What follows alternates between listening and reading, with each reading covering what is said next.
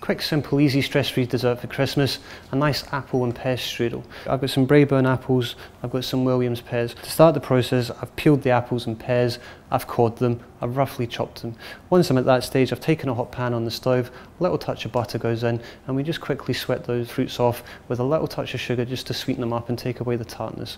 Once they've started just to soften down slightly in the pan, I let them cool for a minute, and then I fold in or mix it with my mincemeat.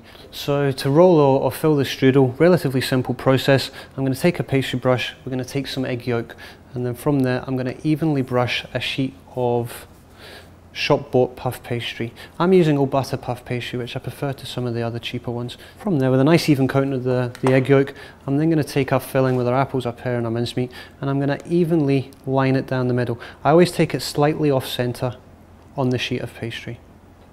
With the pastry, I always leave the protective paper that you buy it with on the surface. It makes rolling the strudel an awful lot easier, as opposed to taking that butter pastry. As soon as you touch it, you're going to start to soften the butter. So if you leave the paper on there, you can use it to your advantage, which is to fold that pastry over and create a seal. From there, I can peel back my paper and then just continue folding that strudel, using the paper to my advantage.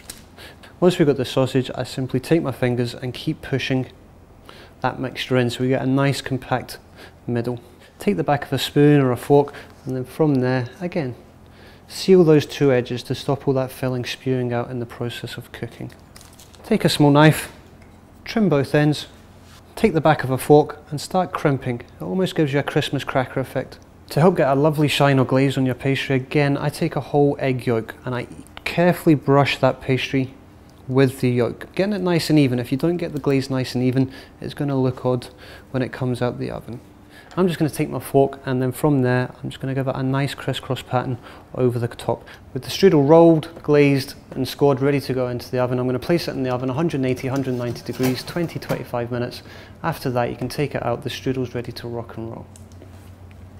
So the strudel's had 25 minutes in the oven. You can see it's lovely and golden brown. From there, delicious hot or cold. Comfortably I could feed 8 to 10 people with that strudel. I guess it depends how hungry you are at the end of the day. A little dusting of icing sugar over the top. Delicious with ice cream, brandy sauce, custard, whatever you want to serve it with.